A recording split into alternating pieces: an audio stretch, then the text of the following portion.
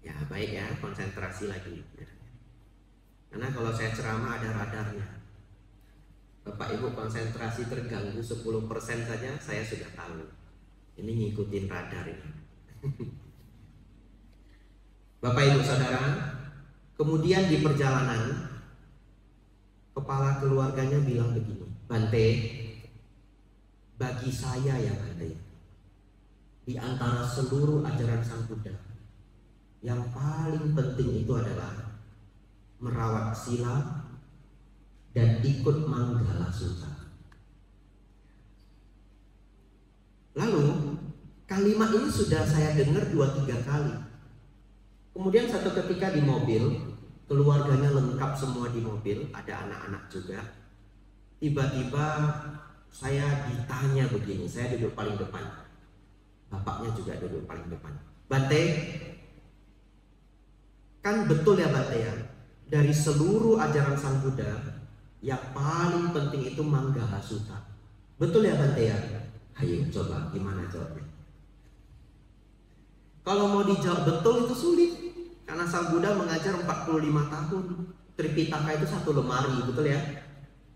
Masa 1 lemari itu yang paling penting cuma 2 lembar tok? Lah tidak mungkin dalam hati. Tapi kalau saya tidak menjawab, nah ini keluarganya di belakang semua.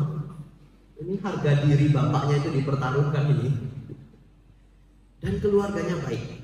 Mungkin kalau saya jawab ya, enggak Pak, bukan Manggala Sutta, langsung ngerem. Bante jalan kaki aja. Bapak Ibu Saudara, lalu saya jawab begini. Iya Pak, Manggala Sutta itu salah satu yang paling penting. Begitu ya? Salah satu. Nah itu kalau belanja di mall namanya up to. Kalau Bapak Ibu ke mall, lihat diskon 75%, ditulis kecil-kecil up to. Ya, UP spasi TO, up to. Itu bahasa Inggris artinya sampai dengan. Pas kita sudah cari-cari baju, bayar, kortingnya cuma 15%. Lah itu 75%. Oh itu up to Pak, up to. Sampai dengan. Lah yang 75% yang mana? Kaos kaki sebiji. Nah itu di mall begitu. Jadi tak jawab, salah satu yang paling penting. Senanglah semua. Lalu Bapak Ibu Saudara, sesampainya saya di Kuti Wihara, saya merenung. Benar enggak ya? Manggala Sutta sebagus itu, sepenting itu. Tapi kenyataannya, Bapak ini keluarganya bagus. Betul ya? Mana lebih penting, praktek atau teori? Dua-duanya penting. Tapi di sini saya melihat prakteknya sudah benar, mesti teorinya benar. Maka dari itu Bapak Ibu, saya bukalah Manggala Sutta. Silakan dibuka Bapak Ibu.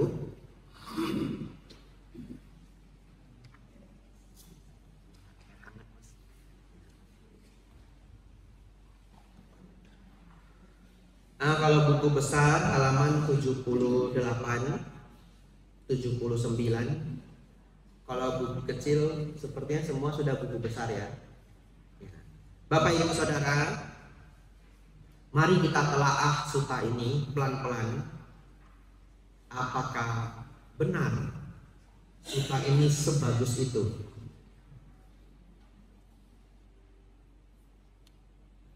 Halaman 79 ya. Baik, saya bacakan, Bapak Ibu konsentrasi. Demikian telah saya dengar. Pada suatu ketika Sang Bagawa berdiam di Jetavana, Arama milik hartawan Anathapindika di dekat kota Sawaki. Bapak Ibu Saudara, demikian yang telah saya dengar ini adalah ungkapan Bante Ananda. Artinya Bante Ananda mendengar dari Sang Buddha. Pada suatu ketika Sang Bagawa itu artinya Sang Buddha. Bagawa artinya yang beruntung. Tapi sering diterjemahkan yang memiliki berkah. Ya, karena orang kalau punya berkah, ya beruntung begitu. Berdiam di Jetavana. Wana itu hutan.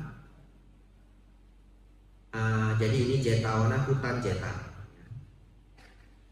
Arama milik hartawan Anathapindika. Anathapindika ini adalah nama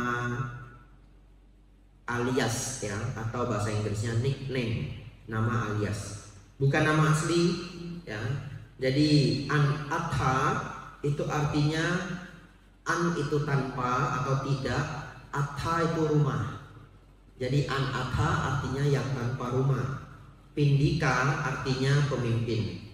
Jadi anatha pindika ini artinya pemimpin mereka yang tanpa rumah. Karena hartawan anatha pindika ini dia yang melindungi orang-orang tunawisma di daerahnya.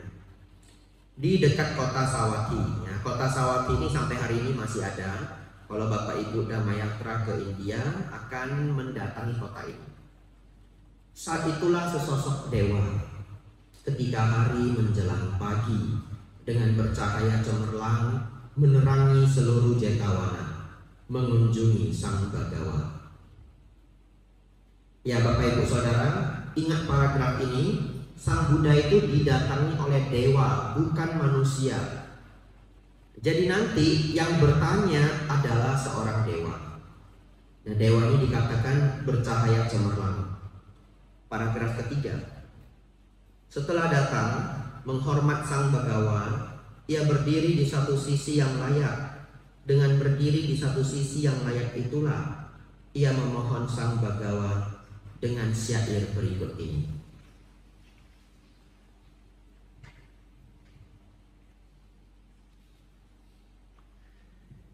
Terima kasih Mas ya.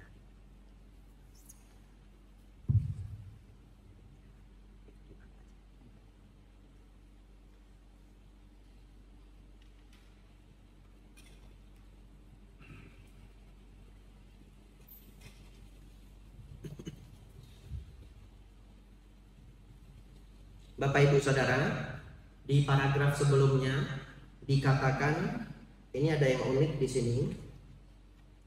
Setelah datang menghormat Sang Bagawa, ia berdiri di satu sisi yang layak. Dengan berdiri di satu sisi yang layak itulah ia memohon Sang Bagawa dengan syair berikut ini.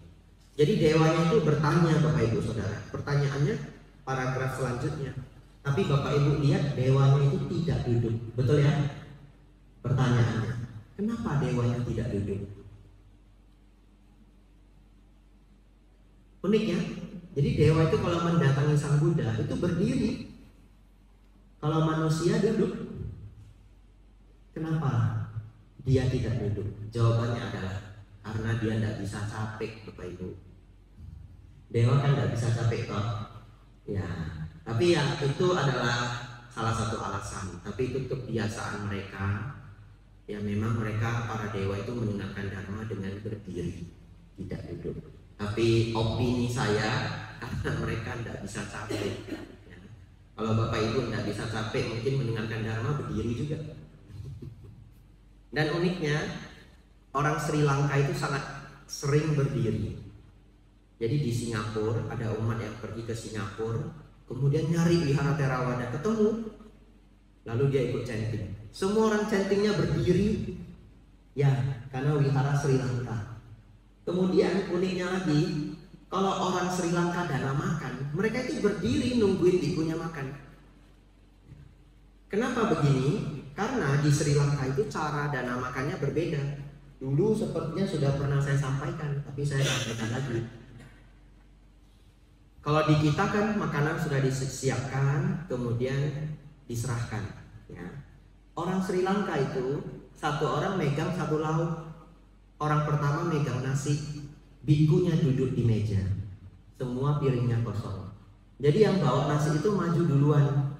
Nah kemudian menyerahkan nasi langsung ke piring. Ya, jadi seperti pindah patah kecil-kecilan, tapi ini pakai piring. Satu ketika biku Indonesia pergi ke Sri Lanka, ini kisah beneran. Lalu umatnya itu ngasih nasi ya, 1 sendok, 2, 3, 4, 5, 6, 7 sampai menggunung. Lalu Bante Indonesianya mikir, nah, makan di sini nasinya sebanyak ini. Terus orang Sri Lankanya mikir juga, oh, biku dari Indonesia makannya sebanyak ini gitu. Tahu kenapa? Ternyata di sana itu umat berdana, bikunya nyetop. Nah, kalau dirasa sudah cukup, bikunya ini nutup piringnya gini. Nanti dia kasih ke Bante sebelah. Jadi itu tekniknya. Lalu Bapak Ibu Saudara, di Jogja, di Mendut, setiap 1 bulan sekali, 2 bulan sekali, tapi saya tidak selalu ketemu karena saya pembinaan. Itu ada satu grup orang Sri Lanka datang dan namakan ke Mendut. Kadang 10 orang, kadang 7 orang, pernah 15 orang. Ada yang bisa bahasa Indonesia, ada yang nggak bisa. Lalu Bapak Ibu Saudara, kalau kita makan, itu orang Sri Lanka semuanya berdiri di samping meja itu, liatin saya gitu. Nah, jadi makan harus kuat mental, diliatin begini. Kalau ada Bante Panyawaro, saya seneng, mereka lihatnya Bante Panyawaro. Nah, lupa sama saya. Tahu kenapa mereka liatin? Mereka itu kepengen banget ngambilin sayurnya ke piring kita, karena itu kebiasaannya. Nah, jadi mereka itu kalau ngambilin sayur taruh di piring Bante Panyawaro, beliaunya diem aja karena tahu itu tradisi mereka. Nah, mereka taruh sambal, taruh sayur nangka, mereka taruh apa yang mereka anggap enak. Jadi yang mereka anggap enak itu ya mereka berpikir, nah bagi bantenya enak juga gitu ya. Mereka sangat senang itu sayur nangka, terong. Orang Sri Lanka katanya setiap hari makan terong. Taruh. Kalau tidak ada Bante Panya, saya sendiri, saya dilihatin gini. Laki-laki itu berkumpul bisa 5 orang, bisa 6 orang. Lalu kadang tangannya dilipat begini, lihatin saya ini. Lama-lama terbiasa ya. Nah, jadi kalau Bapak Ibu suatu ketika makan dilihatin, latihan ya, sambil ingat saya. Saya kadang makan dilihatin juga. Di beberapa wihara itu bikunya makan kan ditungguin sama umatnya. Tapi sudah jarang ya, kebanyakan umatnya ke tempat yang lainnya. Bapak Ibu Saudara, mari kita lanjutkan. Banyak dewa dan manusia yang mengharapkan kebahagiaan, mempersoalkan tentang berkah. Mohon uraikan apa berkah utama itu. Jadi Bapak Ibu Saudara, dewa ini malahan bertanya ke Sang Buddha, "Oh Sang Buddha, sebenarnya yang dikatakan berkah itu apa?" Kenapa begini? Karena kita manusia juga bingung mengenai berkah. Ada orang menganggap kalau punya keris bentuk begini, keris seperti ini bawa berkah. Ada yang menganggap kalau punya tanaman jenis ini bawa berkah. Ya, dulu waktu saya SMP, lohan katanya bawa berkah. Ingat ya? Wah, lohan harganya mahal sekali. Di Medan itu ada orang saya nggak kenal tapi diceritain dia bisnis itu oli, ganti oli mobil. Nah, dia jual mobil Panthernya 60 juta, uang dulu loh 60 juta. Beli lohan seekor. Wah, dia senang sekali. Dapat yang kualitas top. Minggu depan ikannya mati. Waduh. Hilang 1 panther ya. Jadi pertanda-pertanda yang kita anggap berkah itu beda orang, beda pendapat. Ya, ada yang ini tahun naga, sio saya cocok, saya mesti berkah. Tetapi ada berapa budaya di dunia ini, betul ya? Ada budaya Jawa, budaya Tionghoa, budaya Padang, budaya Aceh. Nanti beda budaya itu pasti beda cerita. Mau ikut yang mana coba? Ya. Kita di Indonesia takut sama kucing hitam. Orang Jepang suka sama kucing hitam. Katanya kucing hitam bawa berkah. Nah, kita takut sama burung hantu. Orang Yunani senang sama burung hantu. Katanya itu lambang kebijaksanaan. Makanya kalau Bapak Ibu jalan-jalan entah kemana bukan di Indonesia, nanti ketemu orang jual merchandise burung hantu. Di Indonesia enggak ketemu karena enggak laris. Tapi kalau di luar itu mereka senang burung hantu. Oleh karena itu Bapak Ibu, ternyata bukan manusia saja yang bingung, dewa pun bingung. Oleh karena itu mari kita lihat apa petunjuk Sang Buddha mengenai berkah utama itu. Bapak Ibu Saudara, ini totalnya ada 38. 38 inilah disebut Sang Buddha sebagai berkah yang paling tinggi. Yang pertama, tidak bergaul dengan orang-orang dungu, bergaul dengan para bijaksanawan, memuja yang patut dipuja. itulah berkah utama. Dungu itu apa?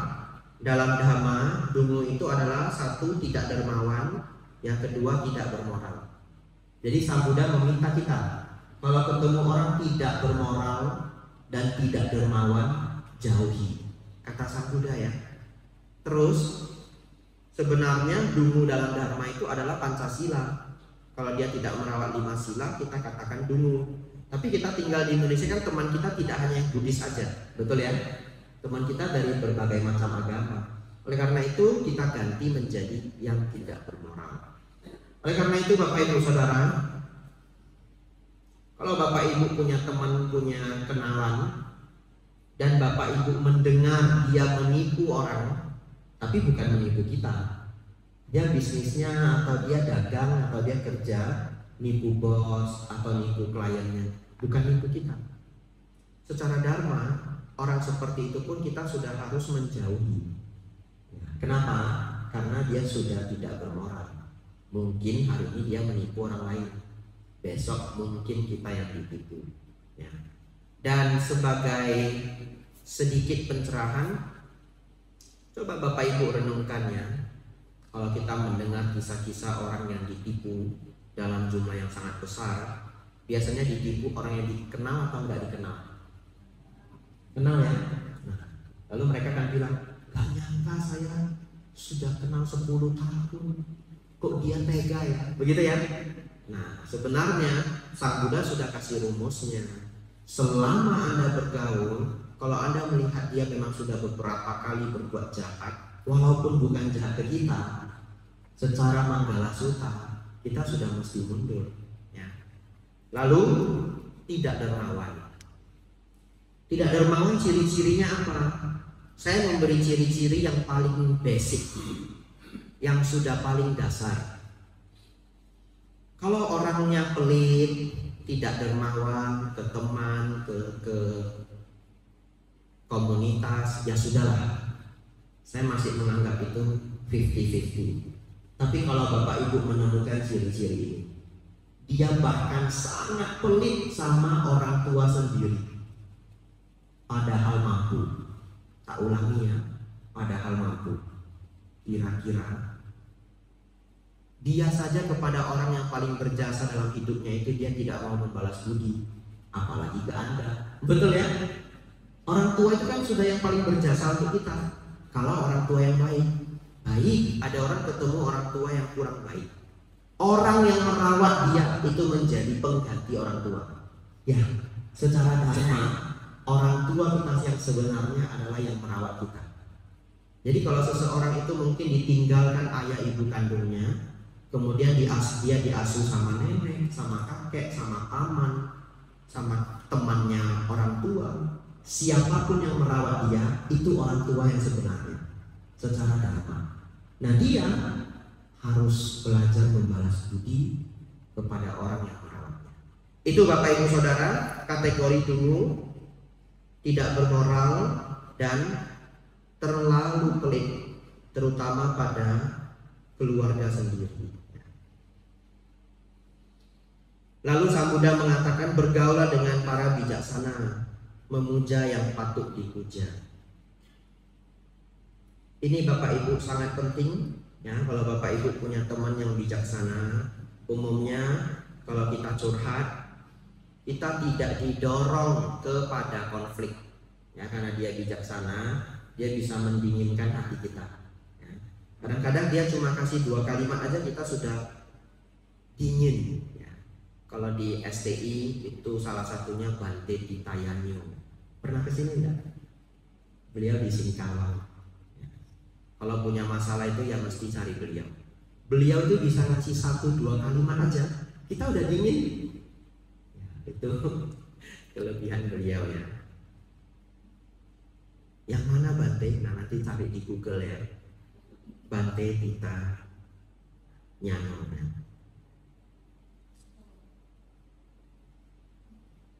Kita lanjut Bapak Ibu Saudara.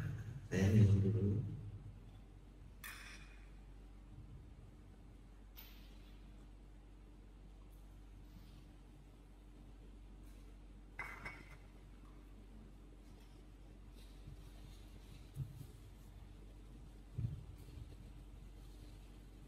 bertempat tinggal di tempat yang sesuai, memiliki timbunan kebajikan di masa lampau, membimbing diri dengan benar, itulah berkah utama. Bapak Ibu tinggal di Pekalongan, di sini tidak ada perang, ya, tidak ada bencana, sudah tempat yang sesuai. Semuanya baik, ya, jadi bisa dilihat Bapak Ibu punya timbunan kebajikan di masa lampau yang baik. Apalagi hari ini datang ikut puja bakti, yaitu sudah membimbing diri dengan benar. Berpengetahuan luas, berketerampilan, terlatih baik dalam tata susila, dan bertutur kata dengan baik. Itulah berkah utama. Bapak Ibu Saudara, kalau seseorang, saya pikir anak muda yang umur 19, umur 20, dia tahu satu paragraf ini saja, itu sudah hampir menjamin dia akan sukses. Satu paragraf ini tok loh. Coba, perpaduan dari berpengetahuan luas, artinya dia mau banyak tahu, banyak belajar. Berketerampilan, dia mengembangkan skill. Sesudah itu terlatih baik dalam tata susila, attitude-nya bagus. Sesudah itu tutur katanya baik. Waduh, kalau anak umur 20, 21, 22 tahu 4 hal ini, dia pasti sukses. Ya, dia pasti sukses. Umumnya skillnya tinggi, ngomongnya nggak pintar. Nggak tahu kalau di sini.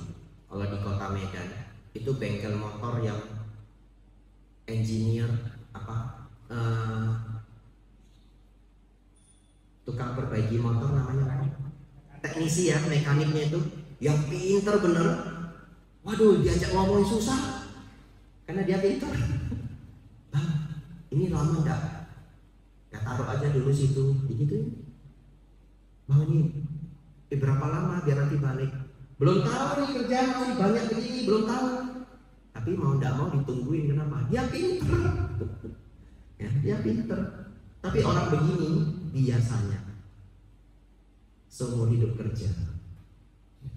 Karena untuk jadi bos harus punya pelanggan sendiri, ngomongnya harus lembut. Betul ya? Sudah pintar harus lembut. Susah memang. Lah ini berkah utama. Sudah pintar bener, ngomongnya nyaman lagi. Bang ini berapa jam lagi siap? Oh iya paling 2 jam, nanti ya balik dulu boleh 2 jam lagi ke sini. Padahal dia pintar sekali. Attitude-nya baik. Sudah selesai ditelepon, bang ini sudah selesai, ambil aja sini. Jarang. Teknisi di kota Medan itu jarang. Di Pekalongan saya nggak tahu. Ya. Tapi ada kadang muncul sudah pintar, pengetahuan banyak, nggak bohongin orang, ya, tata susila bagus, tutur kata baik. Dia kerja 2 tahun 3 tahun aja buka sendiri biasanya.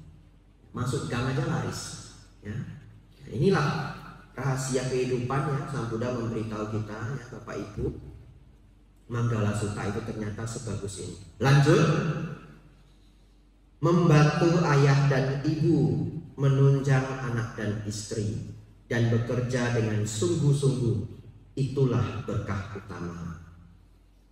Ya bukan rahasia lagi ya, banyak sekali orang yang berbakti pada ayah dan ibu, juga menyayangi anak dan istri, rezekinya lancar ya, itu bukan rahasia lagi. Bahkan ada cerita, ya saya nggak boleh cerita detail ya, nanti orangnya marah. Jadi nggak usah dicari orangnya.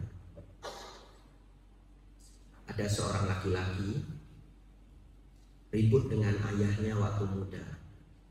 Terus dia pergi jauh, tidak pernah pulang lagi.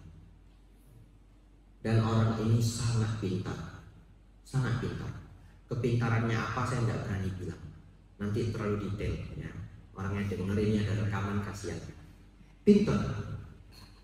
Dia pergi kemana-mana tidak pernah sukses. Sampai satu ketika ada yang bilang, kamu coba minta maaf sama ayahmu. Oh susah, udah berantemnya udah lama. Udah pisah, udah pergi sejauh itu, udah nggak ketemu mungkin puluhan tahun, entah 15 tahun, 20 tahun, mungkin lebih. Sulit sekali. Tapi karena dia banyak sekali problem hidup, akhirnya dia mengalah. Dia cari cara untuk nelpon ayahnya lagi. Terus, boleh enggak kalau pulang? Ayahnya keras juga, tidak mau jawab. Tidak mau jawab. Yang bantu sama tetangga. Ya sudah, anak sendiri, gimana pun ya darah daging sendiri. Akhirnya ayahnya mau. Ya udah pulang. Terus dia pulang, akrab lagi sama bapaknya. Sekarang cari duit gampang sekali. Tokonya laris benar. Dan dia sangat sayang orang tuanya. Nah, jadi ini sedikit ceritanya. Ada yang mengalami seperti itu. Jadi Bapak Ibu Saudara, membantu ayah dan ibu, menunjang anak dan istri, bekerja dengan sungguh-sungguh, itu benar-benar adalah berkah utama. Lanjut Bapak Ibu, berdana. Berdana artinya memberi, ya.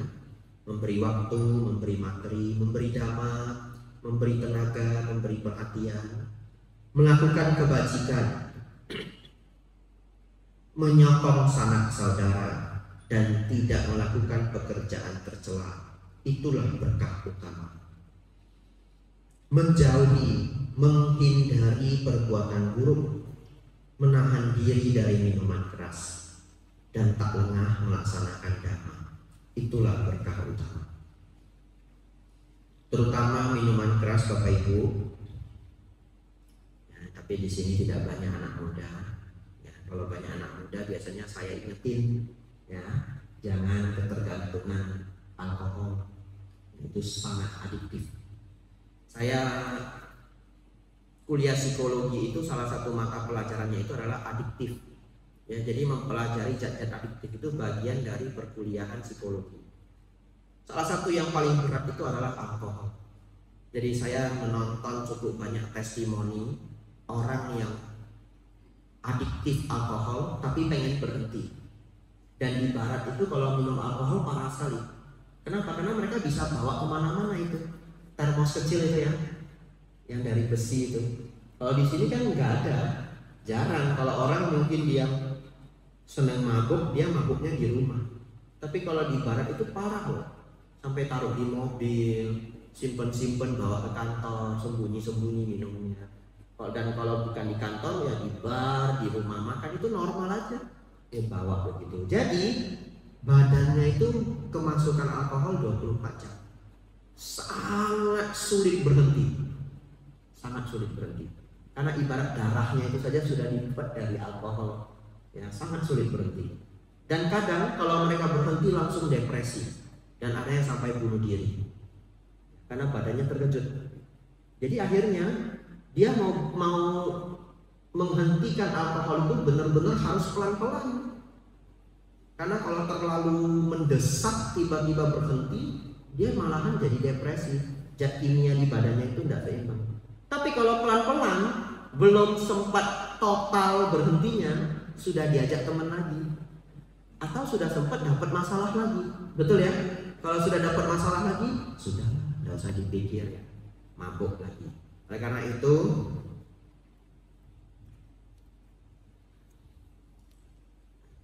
jangan sampai ketagihan minuman keras ya. Bagi yang sudah minum, kurangi pelan-pelan ya, secara bertahap, karena sangat tidak sehat untuk liver ya. Liver bisa jadi sirosis, liver bisa jadi keras. Dan tak lengah melaksanakan dhamma, itulah berkah utama. Selanjutnya Bapak Ibu, ini paragraf yang sulit dilatih ya, kedengarannya sederhana tetapi tidak gampang melatihnya. Dan ini paragraf yang saya favorit juga. Menghargai, berendah hati, merasa puas dengan yang dimiliki, ingat budi baik orang, dan mendengarkan dhamma pada waktu yang sesuai. Itulah berkah utama. Jadi Bapak Ibu Saudara, Sang Buddha menyusun pelajarannya dengan sangat seksama. Beliau tahu kalau Bapak Ibu sudah praktekkan yang sebelum-sebelumnya, biasanya hidup menjadi sukses. Kalau sudah sukses, masalah berikutnya adalah menjadi sombong. Betul ya? Nah, jadi beliau kasih ini anti racunnya. Beliau tahu sudah praktek yang sebelum-sebelumnya sudah sukses. Jangan lupa untuk menghargai orang lain, berendah hati, merasa puas dengan yang dimiliki, ingat budi baik orang, dan mendengarkan dhamma pada waktu yang sesuai. Itulah berkah utama. Lanjut Bapak Ibu, memiliki ketahanan. Ketahanan ini adalah kesabaran, mudah dinasehati, mengunjungi para petapa, para biku, dan membahas dhamma pada waktu yang sesuai. Itulah berkah utama. Dari poin ini, yang cukup sulit dipelajari adalah mudah dinasehati. Karena umumnya orang kalau dinasehati itu tidak nyaman, ya. Jadi saran saya, kalau Bapak Ibu mendapat nasihat, apalagi orangnya punya kredibilitas yang bagus, artinya orangnya punya pengalaman, punya pengetahuan. Kalau Bapak Ibu sudah dinasehati terus batinnya nggak nyaman, panas, saran saya diam dulu. Jangan menolak nasihatnya, diam dulu, ya, atau nafas masuk, nafas keluar, ya. Nanti sudah setengah hari kan keselnya sudah hilang, nasihatnya direnungkan. Umumnya nasihat itu benar, umumnya, ya. Jadi kalau pas marah kita diam saja. Nanti sudah setengah hari direnungkan, ya benar juga yang dia bilang. Kalau nggak benar gimana Bante? Ya kalau nggak benar ya sambil lalu saja, betul ya. Jadi dengan begitu kita bisa berkembang.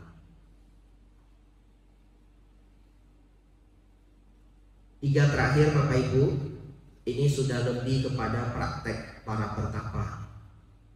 Namun setiap orang tentu bila belajar dhamma harus punya cita-cita untuk mencapai kesucian. Jadi ini juga adalah tugas setiap dari kita. Bersemangat dalam mengikis kotoran batin, kilesa, ya, yaitu kemarahan, keserakahan, dan kebodohan batin. Menjalankan hidup suci. Nah, yang belum pernah pabaja nanti boleh coba pabaja. Yang tidak mau pabaja boleh ambil akasila, ya, di hari uposatha atau hari Minggu, ya. Kalau tidak bisa hari uposatha, hari Minggu. Kalau tidak kuat juga ya tidak apa-apa, ya. Cari satu waktu di mana kita menghabiskan satu hari itu untuk belajar dhamma, tidak banyak menghabiskan waktu untuk hiburan, ya, boleh seperti itu. Melihat jelas tempat kebenaran Arya. Nah ini kita sudah pelajari kemarin dan sehari sebelumnya, ya. Ya, jadi luar biasa kita bahas ini pas banget. Dan mencapai nibbana, itulah berkah utama. Meski disinggung oleh hal-hal duniawi, batin tak tergoyahkan, tiada sedih, tanpa noda dan penuh damai.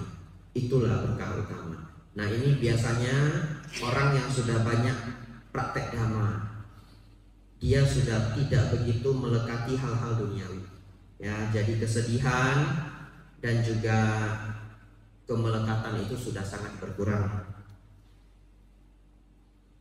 Setelah melaksanakan hal-hal seperti itu, para dewa dan manusia tak akan terkalahkan dimanapun, mencapai kebahagiaan dimanapun berada.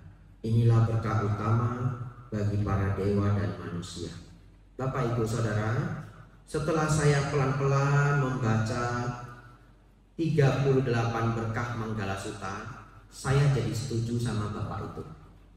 Ternyata mempraktikkan Manggala Sutta itu sudah yang very best. Kenapa? Ujung-ujungnya mencapai nibbana toh. Coba lihat paragraf ketiga terakhir. Bersemangat dalam mengikis kilesa, menjalankan hidup suci, melihat jelas empat kebenaran Arya, dan mencapai nibbana. Itulah berkah utama. Berarti kalau seseorang mencapai nibbana ya lulus, betul ya? Ya berarti sudah yang tertinggi. Itu artinya ketika Bapak itu mengatakan mempraktekkan Manggala Sutta itu adalah yang terbaik, yang terpenting, tidak keliru. Tapi ternyata setelah saya amati, ini adalah kurikulum. Ini adalah kurikulum. Jadi Sang Buddha itu memberi kita petunjuk setahap demi setahap untuk mencapai tingkat-tingkat yang lebih tinggi. Dimulai dari tidak bergaul sama orang dulu, step by step. Setelah kita tidak bergaul sama teman jahat, bergaul sama teman baik, orang yang baik, jadinya mau ke wihara. Betul ya? Kalau temannya masih yang nggak benar semua, ya nggak mau ke wihara. Memuja yang patut dipuja. Apa yang patut dipuja? Sang Tiratana. Kemudian semua ini pelan-pelan dipraktekkan mengarah pada kehidupan yang lebih tinggi dan lebih tinggi. Hanya ini adalah kurikulum. Kita masih butuh memahami secara jelas setiap bagiannya. Contoh, di sini ada melihat jelas 4 kebenaran Arya. Kalau nggak belajar 4 kebenaran mulia kan nggak ngerti, betul ya? Cuma 1 kalimat kok, tapi kita sudah belajar 2 hari. Jadi, oh ya, maksud. Bersemangat dalam mengikis kilesa. Kilesa itu apa? Kita harus pelajari. Bapak Ibu Saudara, ternyata ini adalah kurikulum yang sangat luar biasa. Bapak Ibu, saya sangat menyarankan Bapak Ibu boleh mengambil Manggala Sutta ini sebagai petunjuk hidup. Ya. Tidak ada kelirunya dibaca seminggu sekali atau 2 minggu sekali. Terus kita lihat bagian mana yang mungkin kita belum terlalu baik mempraktekkannya. Ya, kita baca 38 itu mesti dapat yang menginspirasi kita. Contoh, baca, tiba-tiba terbaca rendah hati. Aduh, akhir-akhir ini saya rodo sombong ini, gitu ya. Terus kita kurangi. Baca, mudah dinasehati. Aduh, tadi saya ditegur sama guru, ditegur sama orang tua, nggak nyaman sekali. Tapi ya inilah kata Sang Buddha, harus jadi orang mudah dinasehati. Jadi setiap kali kita membaca, kita bisa mendapatkan inspirasi baru. Bapak Ibu Saudara, itulah pelajaran saya malam hari ini. Tidak terlalu panjang karena energi sisa sedikit Bapak Ibu. Harus melawan bakteri di badan ini ya. Jadi badan saya lagi bertarung ini antara imun dengan patogen ya, bahasa kedokterannya patogen. Patogen itu yang ganggu di badan kita, bisa kuman, bisa bakteri ya. Mudah-mudahan saya menang dari pertarungan ini ya. Ini pertarungannya makan energi. Ini beneran lemas ini Bapak Ibu ya. Ini telan sagrib 2 biji ini sebelum turun. Tapi saya senang sekali ya, perjalanan pelajaran kita berjalan sangat lancar. Silahkan, sudah lengkap semua 3 hari pelajaran saya. Saya sangat yakin kalau orang hidup mengikuti Manggala Sutta, semuanya akan baik ya. Dan memahami 4 kebenaran mulia, batin akan menjadi baik. Jadi Bapak Ibu, 3 hari ini dasar agama Buddha yang sangat kuat. Semoga membawa manfaat besar untuk Bapak Ibu semua ya. Mari kita tutup. Semoga Bapak Ibu Saudara semakin maju dalam dhamma, semakin maju dalam kehidupan. Sabbe satta bhawatu sukhitata. Semoga semua makhluk hidup berbahagia.